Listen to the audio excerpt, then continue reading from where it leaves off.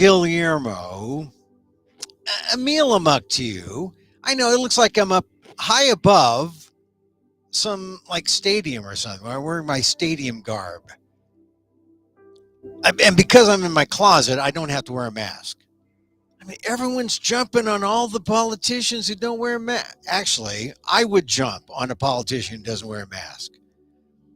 I mean, there was the mayor of San Francisco and there was Gavin Newsom. They said Newsom, the governor of California, said he wasn't wearing a mask because it was just the picture. He took it for the picture. He had the mask in his hand, and then every other time he was wearing the mask. I don't know, but like these are Omicron times. And I'm always concerned about anyone. Look, I'm not looking for hypocrisy.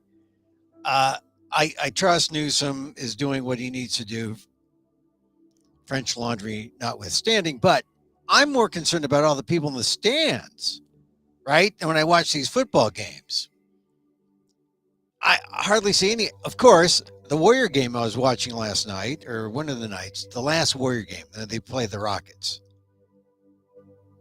No one was wearing them except the Asians. The Asians were wearing masks. And yes, hey, welcome to our show today.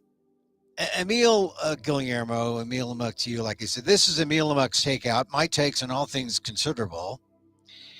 A kind of radio show on the web. I put out a thing on Twitter for the first time in a while saying, hey, look, I'll say the magic words. Gong Hei Fat Choi.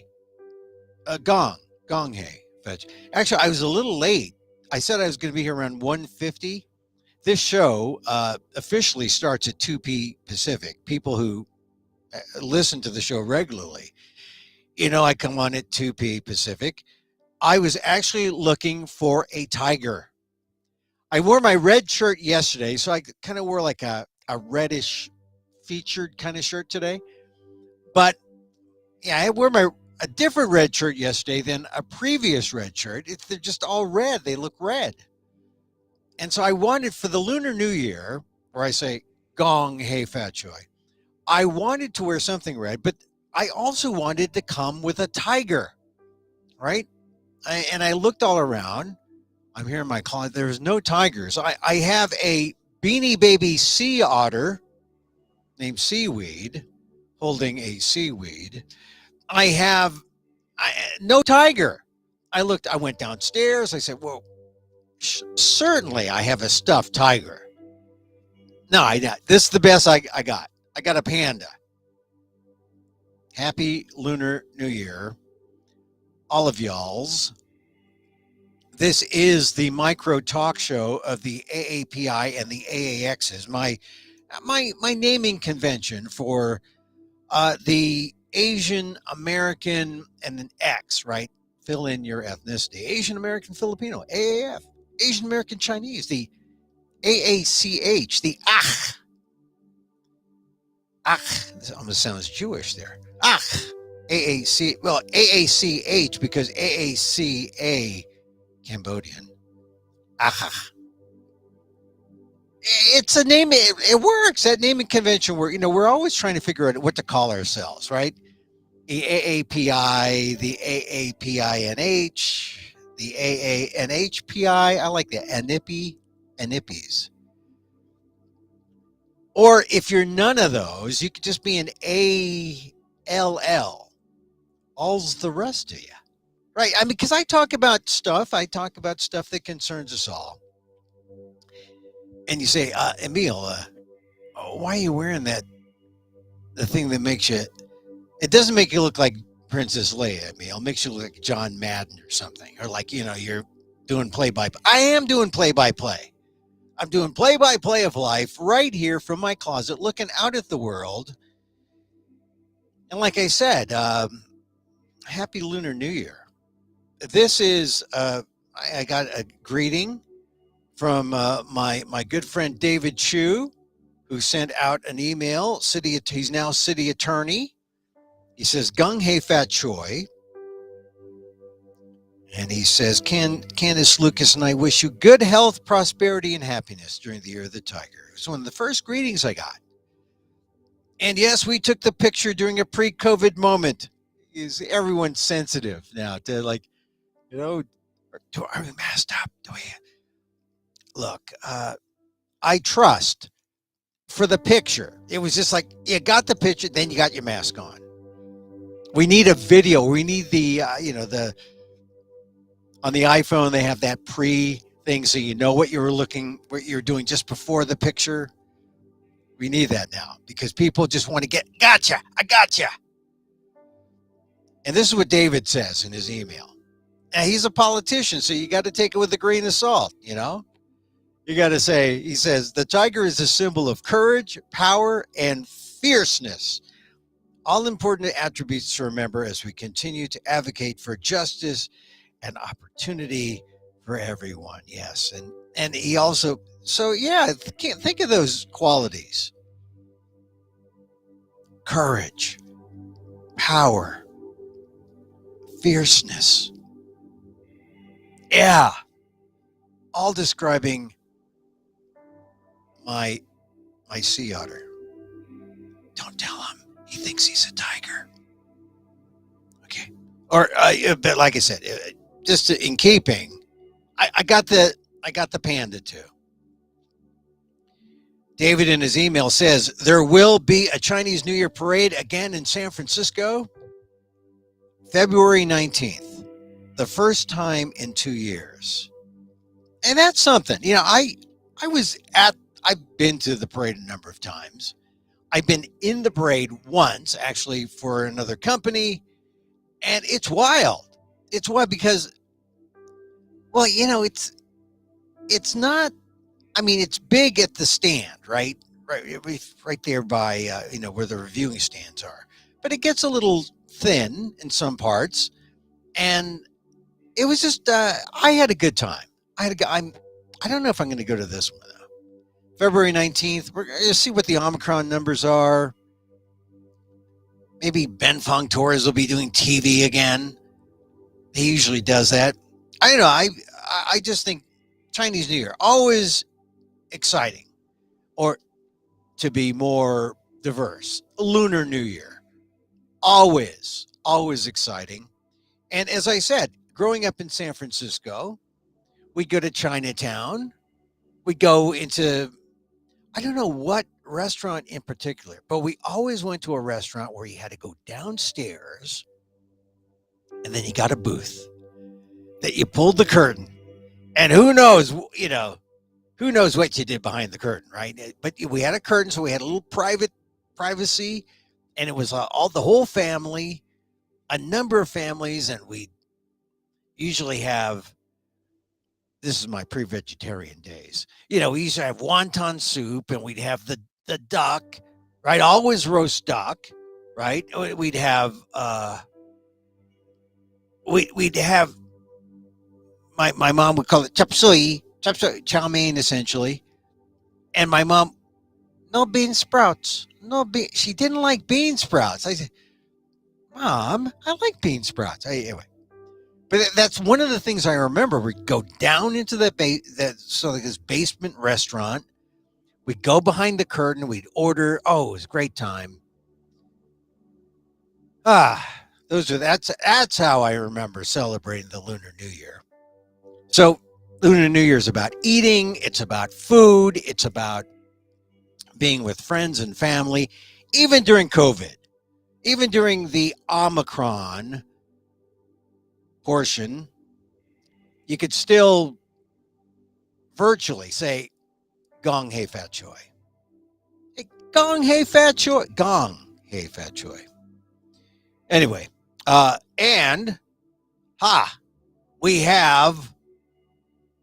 we have listeners all the way in Asia. Nicholas, chiming in from Asia. Happy New Year from Taipei. Taipei. You Taipei Asians out there, you know who you are. Nicholas, getting up early to wish us happy Lunar New Year. Although I guess he's ahead of us, right? He's already into the new year. And it's February 1st for all the rest of us here in North America or wherever you are. Happy New Year. You know, like I said, the food, family. Oh, yeah. Nicholas is going to correct me. He says, what's Nicholas saying here? Ah, you see it spelled out. Gongxi Fa Shui, I think.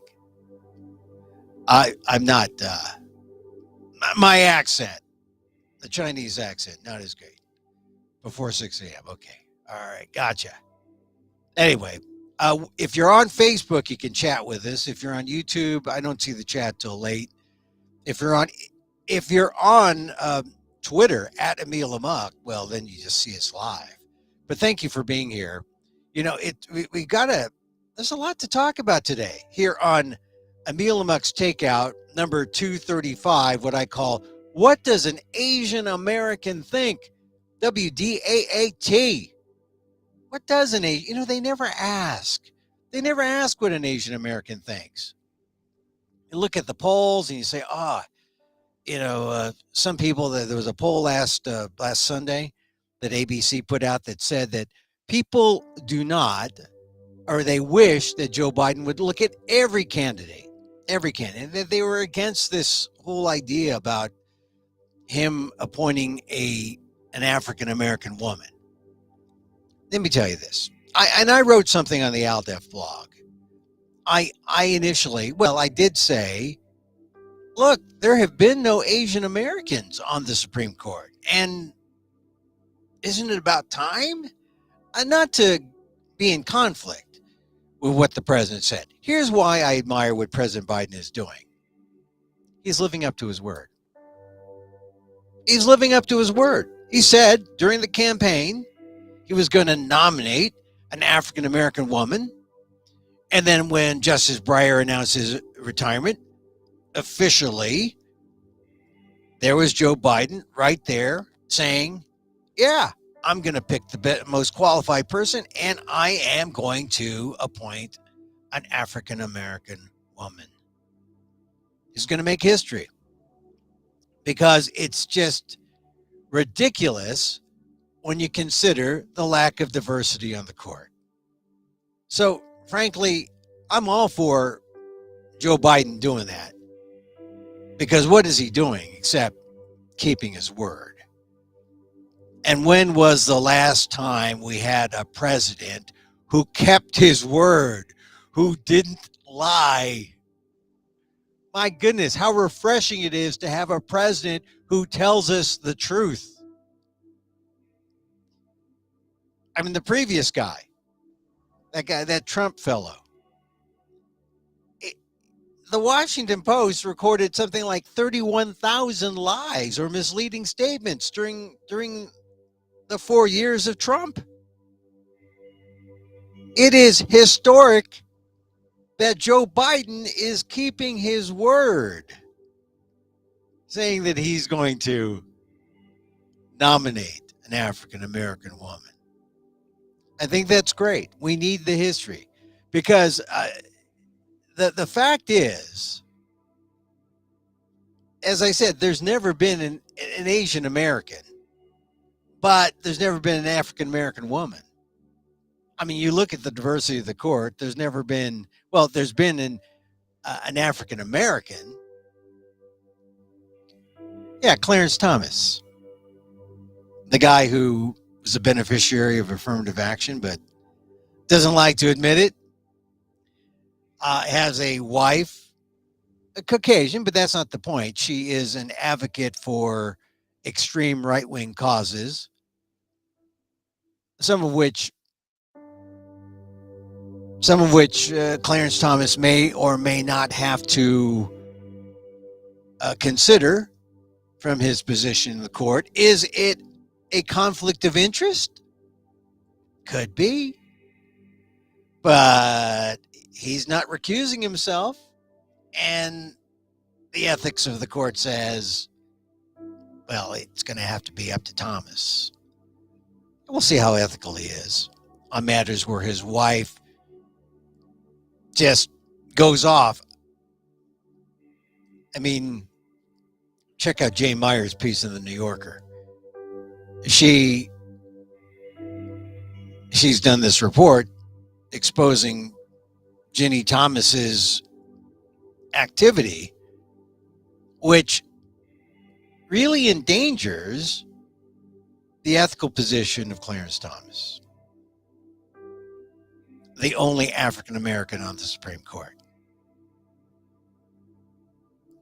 And probably another good reason why Joe Biden is right to say, I'm going to nominate an African American woman. Look, we have an Hispanic, Sonia Sotomayor, and we have at least Sonia Sotomayor, there's Kagan, there's Coney Barrett. There's three. 3 out of the 9 are women. So there's some gender representation. It's important to have an African American woman. Just remember this fact, and I like to say this a lot because it's stunning about the lack of diversity on the court. Of 116 Supreme Court justices, only 6 were not white men in more than 230 years. Only 6 of the 116 non-white. The rest, white males. And the idea of white privilege, white supremacy comes to mind. And like I said, that's why you gotta admire Joe Biden at least for saying, "Hey, look, I made a promise. I'm gonna keep to it. You can trust me. You can trust my presidency," which is, as I said, more than you could say for the other fellow who was president. And this latest story, don't let go of this story. The story about the Vice President Pence's his key staff member who has testified that Trump had multiple executive orders made up to take those voting machines away and somehow cast aspersions on the 2020. Well, he's already done that. But essentially was a seditious act to take the voting machines and to find the way to keep him as president of the United States. Story, New York Times, CNN. You know, a lot of people might have seen that headline over the last day or so, and they may have been,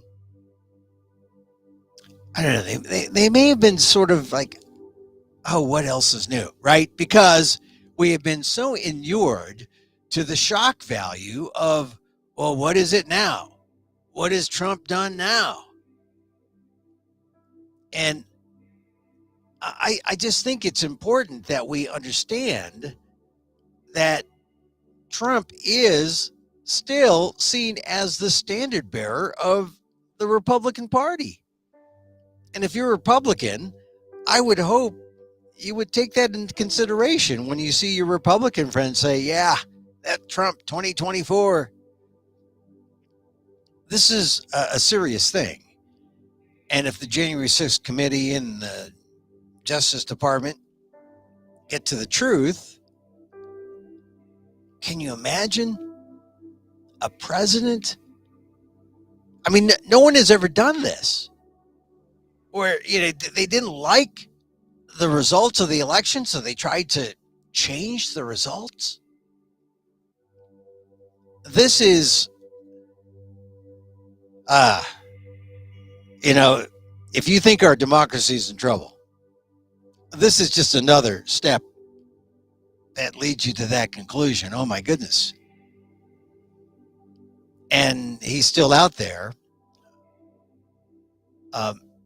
sort of banging the drum for 2024, raising money. I just think if you haven't paid attention, start paying attention, because the more inured to all this, I know it's like the shock. We're so shocked when something is done by that man that it almost is like we're just used to it. So used to it that we lose our real values for our democracy, which really is a sad thing, I think. And as long as Trump is the head of the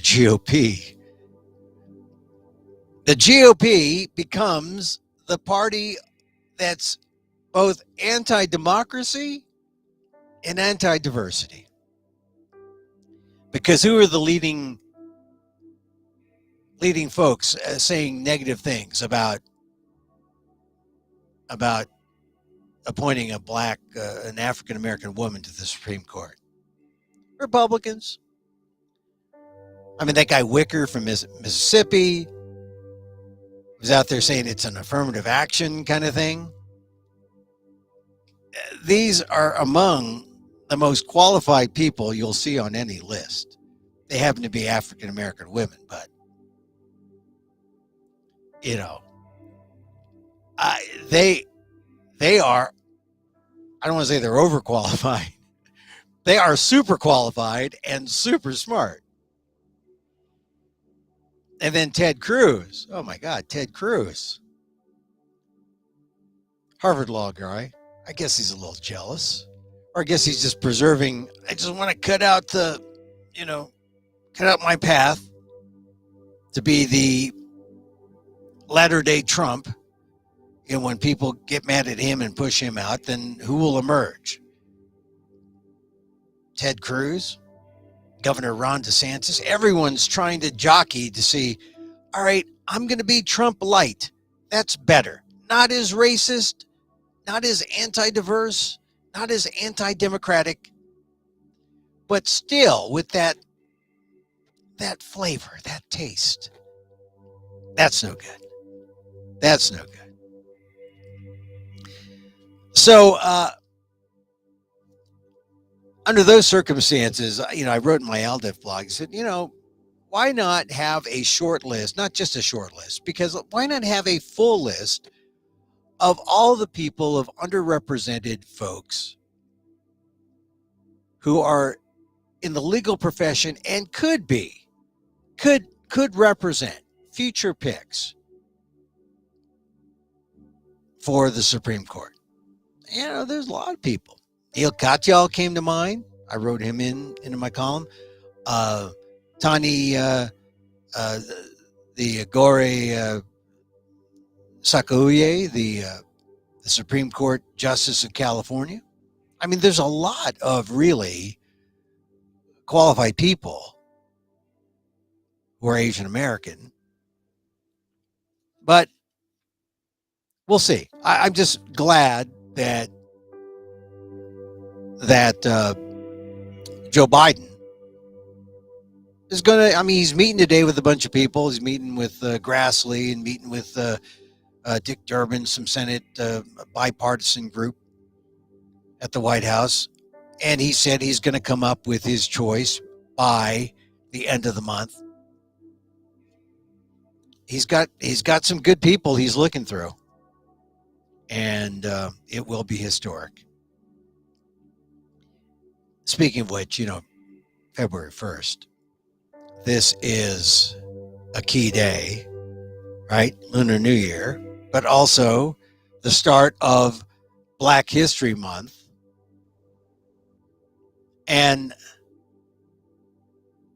I've noticed over the last year, there's been a lot of talk about, blacks are at odds with Asians and vice versa. And then you hear people saying, no, there's an Asian Black Alliance. And there's a number of Facebook groups, or one Facebook group that I'm part of that calls itself the Asian Black Alliance. Look, there is no divide between blacks and Asians. In fact, it is fitting that on today's date, the 1st of February, that it's the start of Lunar New Year, and it's also the start of Black History Month. Because I think if you look really into the history of both African Americans and Asian Americans, you'll know that we share a lot. We have a lot in common in terms of how we've been discriminated against, in terms of how we have been treated less well,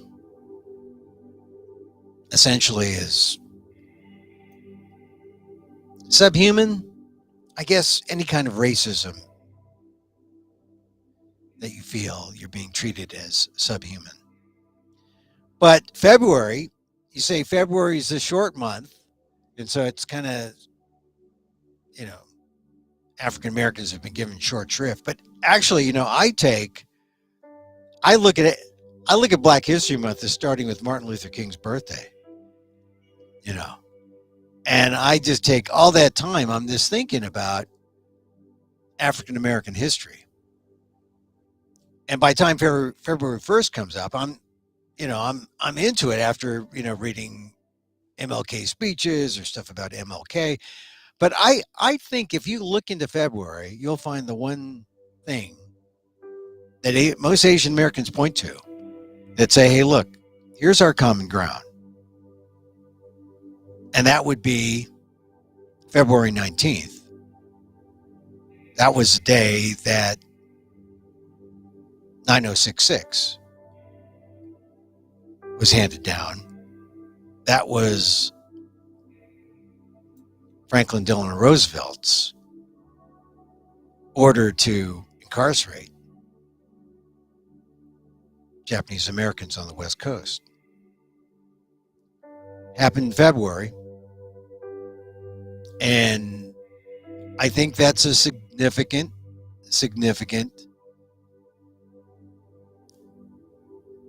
coincidence in history. It takes place in February, Black History Month. Our common ground. They incarcerated Asian Americans, Japanese Americans. The order came down in February. Something to think about.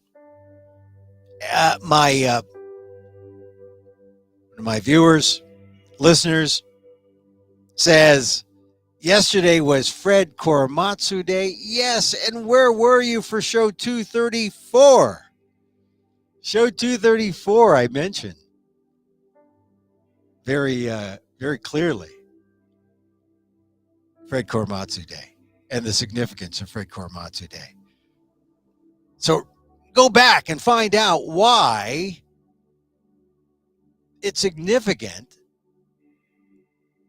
that the Korematsu case was not overturned at the Supreme Court. It was overturned at a lower court. And the federal government never bothered to go back up to the Supreme Court. So the Korematsu case stands. I know it's hard to believe, but you're going to have to check out show 234. I talk about it there and also write about it in my ALDEF column. aaldef.org/blog, the Asian American Legal Defense and Education Fund. I know it's kind of a shocker, but I talked to Dale Manami, the attorney who worked on the case. And he said, yeah, we took care of him in the lower court. We introduced these documents that said that some information was suppressed, and we overturned Korematsu's conviction. But the Korematsu decision by the Supreme Court was never overturned, which means it could be used again. And most people say no one in their right mind would invoke the Korematsu decision. And the fact is, we came close the last administration during the travel ban. And, well, the other thing people would say, Hey, didn't Justice Roberts say, hey, court of history, this would never, no one would ever invoke Korematsu. Yeah, the court of history is different from the court in Washington, the Supreme Court of the United States. And they never reversed it. So, who is stupid enough to reinvoke it? I think you know who I'm thinking about. And I think you know that's why he should never be president again. Because it's out there. Anyway, the whole idea of the coincidence of Lunar New Year and Black history, it's important. It shows we have a lot in common as brothers and sisters. And I hope we look at the month with this feeling of an alliance, right? As Black, Indigenous, people of color, here we are. These United States. It's important, Black history. I was thinking about, and here's a real test of how segregated America is. And I always notice this when I go from West Coast to East Coast. I haven't been traveling a lot because, COVID. So I haven't really gone to the East Coast in the last 2-3 years.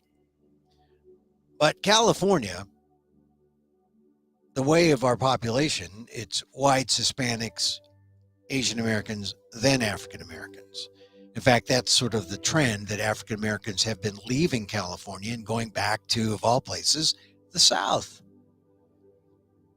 And I think it says something about the kind of segregation that still exists, that's kind of acceptable if you look at communities that are kind of like 80-20 white, Black, 90-10 even.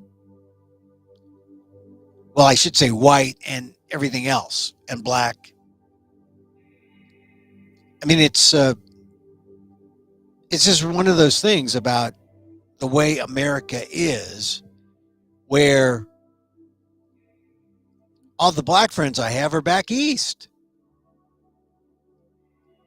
And most of the Black friends I have here in California have passed on in the last 15 years.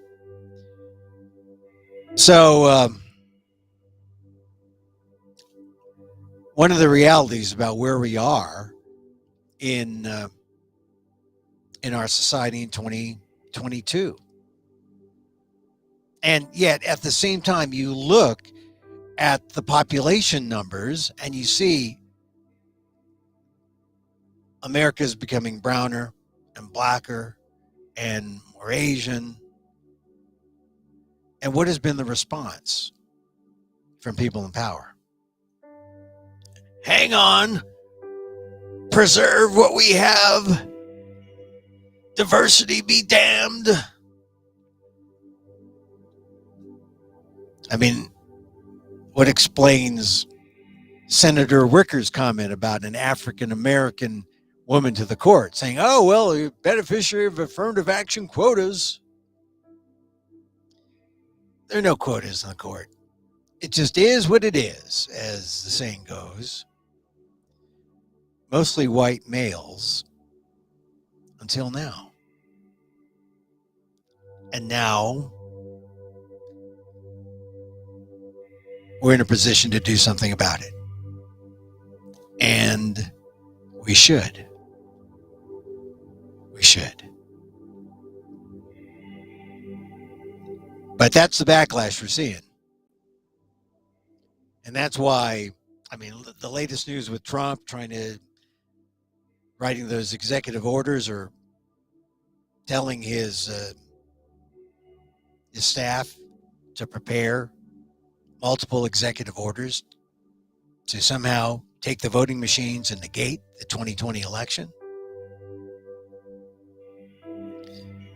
The Republicans anti-democracy, anti-diversity. It's a bad look for 2022 America. Okay, the other thing I want to talk about today,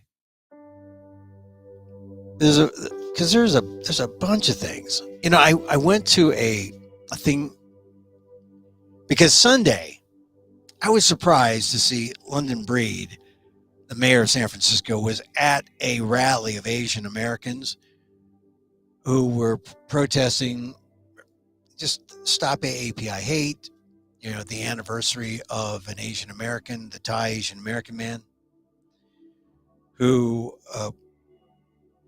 was pushed down. They caught the scene on CCTV. Everyone's seen that video. But I went to a thing about how do you deal with AAPI hate when you see it, when you witness it. What do you do? I'll talk about that tomorrow because there's a lot of involved things, but it was interesting. I don't know, what would you do? I mean, this show is called What Does an Asian American Think? What would an Asian American do when you see Asian American hate? But I want to wind up today with a discussion about the thing that happened in sports. Well, first of all, two things. The 49ers lost, right? And that, you know, I'm sad. I'm sad because they could have won. And they could have won if one Jaquiski Tart had caught that ball and intercepted the ball. Because the 49ers, even though they weren't moving the ball, maybe they would have found a way to you know, just clock down the game and then win. I mean, the interception gave the Rams a field goal. I mean, it led to the Rams field goal, and the 49ers just sort of fell apart. But I just want to say I have a great amount of compassion for Jaquiski Tart.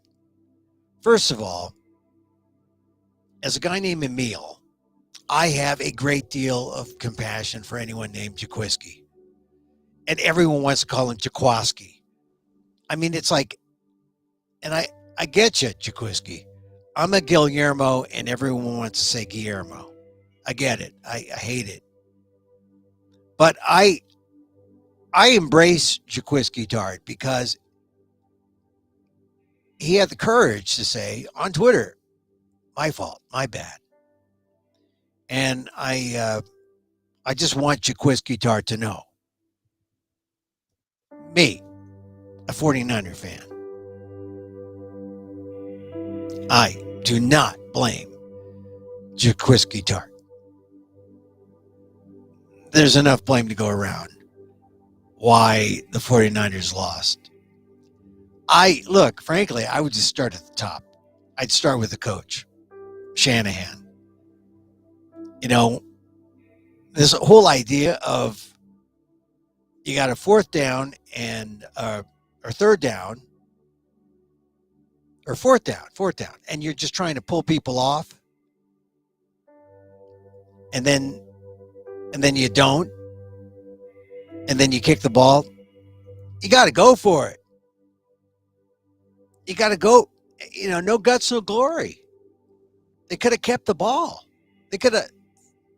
Anyway, I a lot of blame to go around there. So I mentioned Jaquiski Tart because I just like saying Jaquiski. And like I said, I feel compassion for the guy because it's going to be a long season. But he's copped to it. That's cool. He's on to the next thing. He's man enough to, you know, face it head on, lean into it. But I do want to mention the retirement of Tom Brady because journalistically, it's an interesting story. People were breaking or leaking the news early on Saturday that he was going to quit. He was going to retire. And the Asian American aspect to this is that Don Yee is the Asian American manager of Tom Brady, and Brady, I mean, Brady was pretty mum throughout till today, and but Don Yee said, "Look, no retirement word." Yeah, he was trying to tamp it down. So was Tom Brady's father, but I was feeling bad for the reporters who leaked the story because they had their sources who said Brady's going to do it. He's going to retire. It became the big news, almost obliterated or overshadowed the games, but the games are too good. But Brady finally today, Tuesday morning, said, "I'm going to retire. Gung Hei Fat Choi." No, he didn't say the Gung Hei Fat Choi part, but he said he was going to retire. Now, here's the significance of this. First of all, he is the GOAT, which isn't a panda and it isn't a seaweed eating otter, but it's a goat, and I love the goat because in my Lunar New Year, I'm wood goat. Not greatest of all time like Tom Brady, but just literally a goat. Still, I have a certain affinity for Tom Brady. He's also from the Bay Area, albeit younger than me. Went to Sarah High, so down the road. I went to Lowell. He went to Sarah, good Catholic school.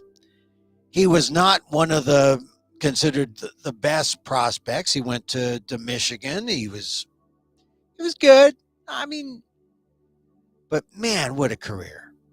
And all throughout, you know, if you're a 49er fan, you want to say, hey, look, Joe Montana is great. He's the greatest. Maybe you're a Steve Young fan. You say Steve Young's the greatest. But just by sheer numbers, okay, you got to give it to Brady. All right, Brady's the great. He's the GOAT. You know, maybe Elway's up there. I'll say this. When Brady ultimately has his public thing, I remember in 1980, Roger Staubach for the Dallas Cowboys retired. And I was working in Dallas at the time. That was a big effing deal. Roger Staubach, and there was like Tom Landry, the hat, right, the coach, Tom Landry. Those were key years in the Cowboy history, which is why, you know, the Cowboys today with Jerry Jones, it's like, it wasn't like it was then. But still, that's a big deal. But that was local. When Staubach retired, that was a local. Some people would say, "Oh no, that's more national." No, it's national now. Because Staubach wasn't the greatest of all time. Tom Brady, he is. Darn it! But true to my Bay Area roots, not so fast, Tom Brady. Not so fast. What about this tuck rule? You're not going to get away retiring. I mean, I know he's pretty much talked about the tuck rule, but if you're a Bay Area football fan,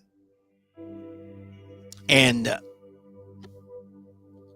I have to admit, when it comes to football, I'm a little bit of a bisexual. I love the Raiders and I love the Niners.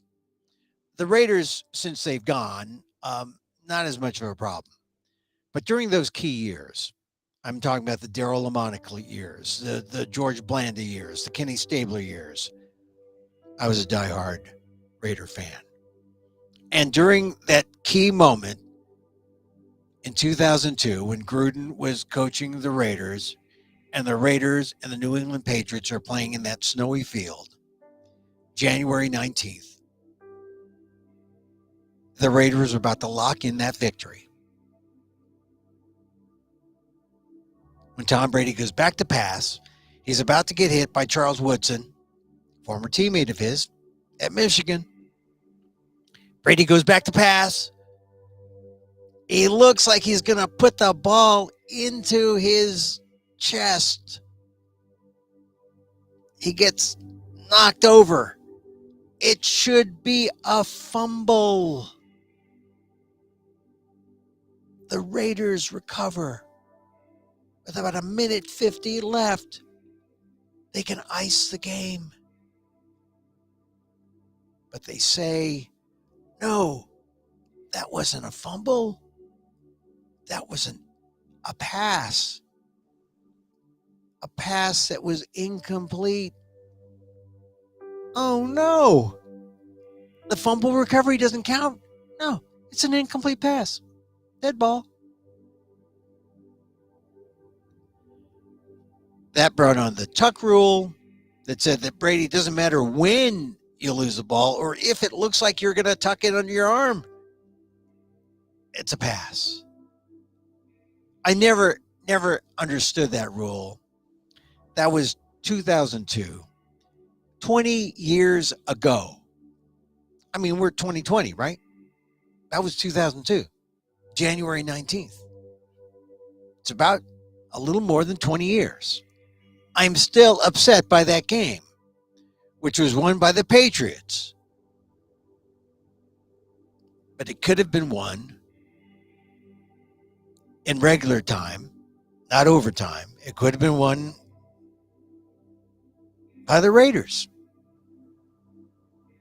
That's Brady's tuck rule. If you hear it referred to, you can Google it. You can watch the video of the play. The tuck rule. I don't know how you could be the GOAT when you have the tuck rule. It's a sore point. And maybe he's the GOAT everywhere else. But for Raider fans, Bay Area football fans, GOAT. He was a good player. He had a lot of stats. But that tuck rule hurts. All right, enough about sports. Tomorrow I'm going to talk about the 5 Ds. What to do if you see an Asian American be accosted. What are your options? I'll help you out. I went to a class. They taught me something. I'll share it with you.